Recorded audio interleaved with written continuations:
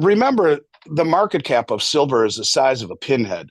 And you throw a bunch of money at it, and it doesn't just go up, it explodes higher. This is what they've been trying to hold back. And I think that the big money across the globe understands this. I think they understand that this is a rush to a quiet rush to accumulate the resources. Silver is a necessary element. It's necessary in moving energy. It's necessary in moving civilizations. As dramatic as that sounds, there is no element on the planet that conducts heat and electricity better than silver. Isn't just breaking out, it's breaking free. Andy Schectman says what's coming next will make $600 silver look conservative. The world's biggest players, from sovereign funds to central banks, are no longer speculating, they're accumulating. While retail traders panic over every dip, governments have quietly changed the rules. The U.S. officially classified silver as a strategic mineral, while China just announced export restrictions starting in 2026. That means every ounce leaving Beijing will need government approval, a stunning sign that nations are hoarding what's left. Gold has already crossed $4,000 an ounce for the second time this year. Silver's surge past $50 confirms what Andy has been warning for years. The physical market is being cornered, and the race for real metal has begun. It's important to remember that even with the sharp correction we saw, silver is still up between 65 and 70% this year. And I mean, I don't know how many assets rank higher than that. But when you have any asset that appreciates in a parabolic manner 40% in 2 months, a correction is inevitable. This is what overbought is. And, it shouldn't come as a surprise to people. And I think that certainly is something that's hard to rationalize for us gold and silver bugs, because we've waited so long and feel that the market should have done this a long time ago, gotten to these levels.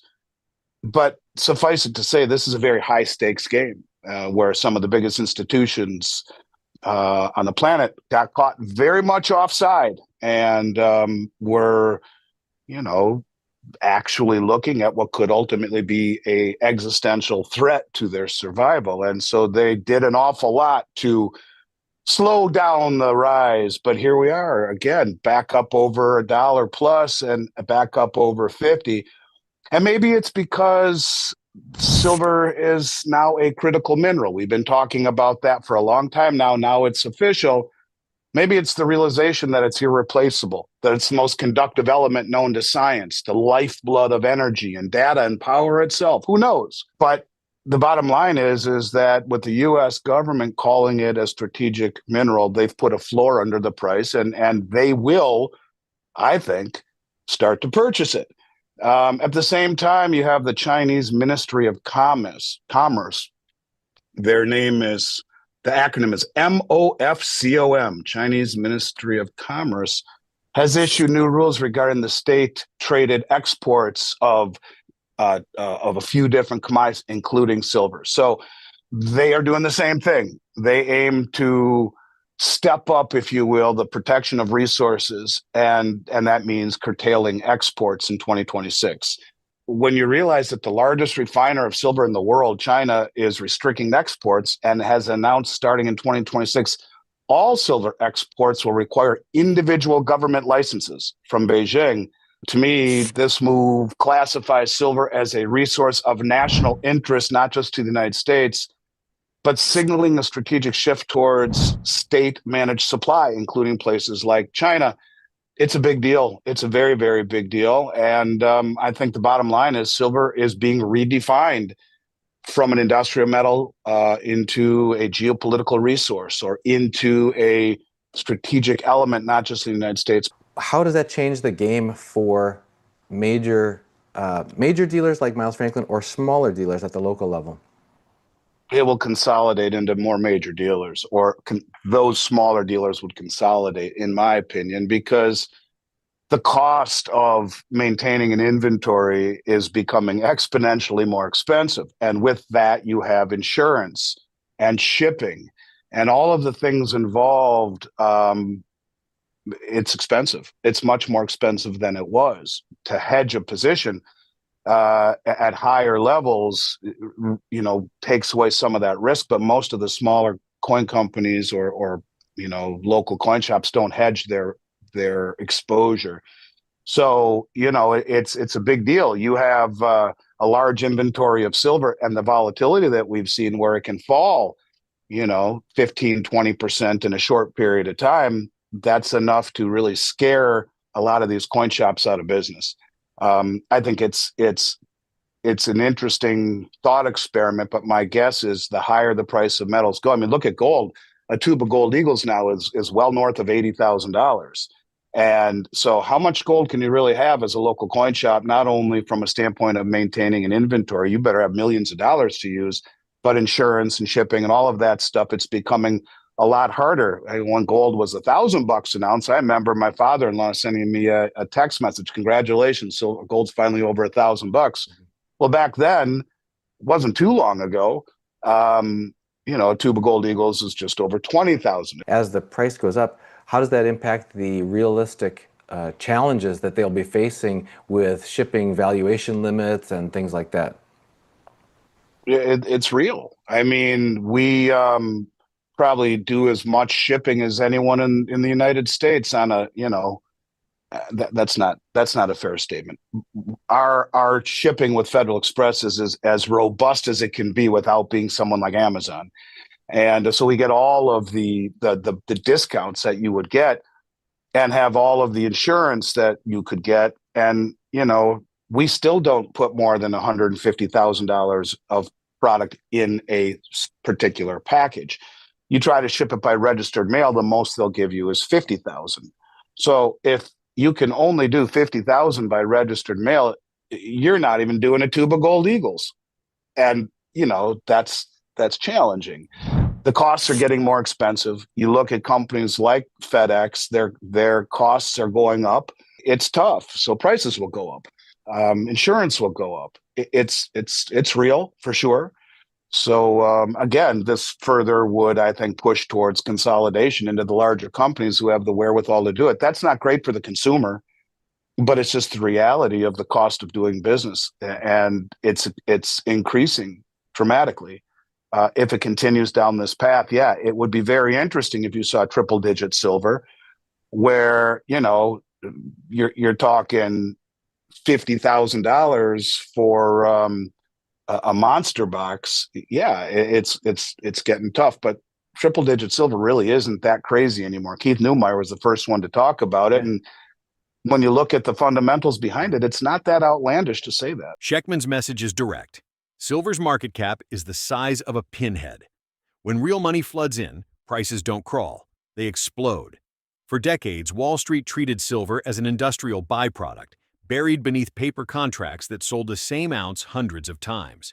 But now, the world is realizing silver isn't just another commodity. It's the lifeblood of modern civilization. No other element conducts heat and electricity as efficiently. It powers solar panels, electric vehicles, semiconductors, and defense systems, all critical to the global energy transition. Governments finally see it. The U.S. has placed silver on its critical minerals list to protect supply, and China, the largest refiner on Earth, plans to restrict silver exports to safeguard domestic needs. Schectman explains the recent pullback wasn't a natural correction, it was an engineered pause, giving central banks and sovereign funds time to quietly load up before the next leg higher. The data supports it. Central bank gold purchases remain at record levels, while silver premiums stay elevated as mints struggle to meet demand. He warns that smaller coin shops and local dealers will soon disappear. Insurance, shipping, and inventory costs are skyrocketing. Only large, well-capitalized distributors will survive, concentrating supply in fewer hands. Exactly what happens when an asset transforms into a controlled market. In that environment, silver stops behaving like a speculative metal and starts trading like a geopolitical resource, much like oil or rare earths. Physical availability, not price charts, becomes the true measure of value. When the world realizes most paper silver doesn't exist, the paper market could implode overnight. Andy urges investors to focus on what's real, physical ownership. His top pick? Junk silver, pre-1965 U.S. dimes, quarters, and half dollars, still trading close to spot with minimal premiums. They're divisible, recognizable, and historically reliable when markets fracture. He reminds us that gold is already behaving like a currency again. Silver, however, sits at the intersection of technology and money. It's both a monetary hedge and the metal powering the next industrial revolution. That combination gives it explosive asymmetry, limited downside, massive upside. Schectman believes that once institutional capital fully recognizes this dual role, triple-digit silver will no longer be a fantasy.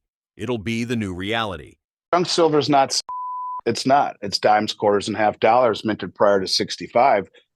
But where I say it's the best value, if you can do anything at or near spot, which junk silver is, or maybe a little over, but not much, you're buying something that is the best value with no opportunity cost, with no added premium attached. And you put that in reference or measure it against where it's been in the past. During the pandemic, because of its utility and its divisibility, the premiums were second only to American Eagles. And the U.S. Mint has been the model of inefficiency for a long time. And, I asked people to listen to Vic Swear's interview with, what's Jack's last name? I forgot Jack's last name. It'll come to me in a moment. But Jack Sermon developed the Silver Eagle program at the U.S. Mint, and Bix did a 3-part interview with him a couple of years ago. I remember almost falling off my chair where he said he was approached by, at the time, his boss, which would have been the Secretary of Treasury, Janet Yellen, who told him to make as few Silver Eagles as possible without creating a global backlash. I mean, he actually said that.